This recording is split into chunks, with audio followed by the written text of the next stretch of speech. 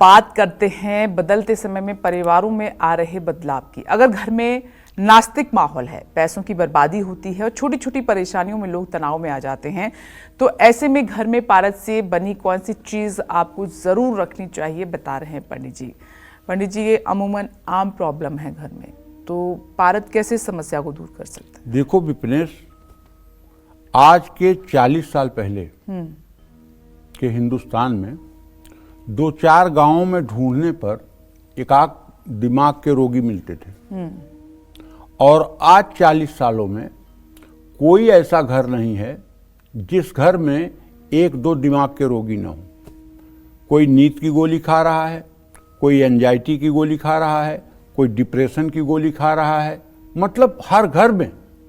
क्यों? कारण क्या है? इस पर कभी कोई सोच रहा है? पहले क्या होता था कि अगर हर घर में नहीं होता था तो गांव में ही लोग 10-20 लोग इकट्ठा होकर के हरे राम राम राम हरे हरे, हरे कृष्ण कृष्ण कृष्ण हरे हरे तालियां बजा करके 10-20 मिनट कीर्तन कर लेते थे सामूहिक रूप से। जी। घरों में भी लोग बैठ करके कीर्तन कर लेते थे, तालियां बजाते थे। इससे एक्यूप्रेशर होता था और स्वास्थ्य ठीक रहता था। अब सब खत्म। अब अध्यात्म की कोई चर्चा ही नहीं है परिवार में। अब परिवार में ये चर्चा है कि तुम्हें आईआईटी करना है, तुम्हें डॉक्टर बनना है, तुम्हें आईपीएस बनना है, तुम्हें आईएएस बनना है। अब परिवार में बचपन से पहले यही टॉनिक पिलाया जा रहा है। भगवान को प्रसाद भी लगाना है, परोपकार भी करना है, सबके प्रति अच्छा व्यवहार भी करना है, भूखे को भोजन कराना है, जीवों पर दया करनी है। ये सब कोई शिक्षा नहीं है जी। मातु पिता बालकन बोलाई, उदर भरई सोई धर्म सिखाई। माता पिता अपने बच्चों को बुला करके केवल 2 बात सिखाते हैं, भैया चोरी मत करना, चरित्रहीनता मत करना, जैसे भी अपनी रोटी चले वो करना, उसमें कोई बुराई नहीं है। जब रोटी चलाने के लिए ही पशु की तरह उनको सिखाओगे, अध्यात्म की शिक्षा नहीं दोगे, तो वो कहाँ से सुखी रहेंगे?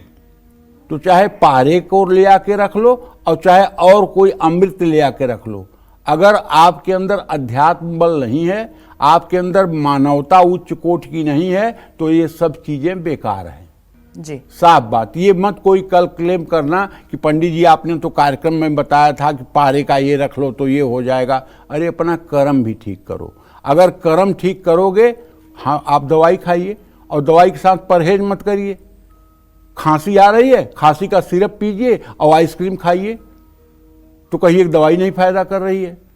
परहेज भी तो करना पड़ेगा ना। बिल्कुल। हाँ, तो इसलिए जिन घरों में तनाव ज्यादा है, पूजा पाठ की तरफ बच्चों का मन नहीं लगता है, जिनके घर में पैसों की बर्बादी की जाती है, जहां दुर्भाग्य का साया है, ऐसे घरों में पारद का एक कुबेर का यंत्र बनवा करके रखना चाहिए, और कुबेर यंत्र उत्तर दिशा में रखना चाहिए।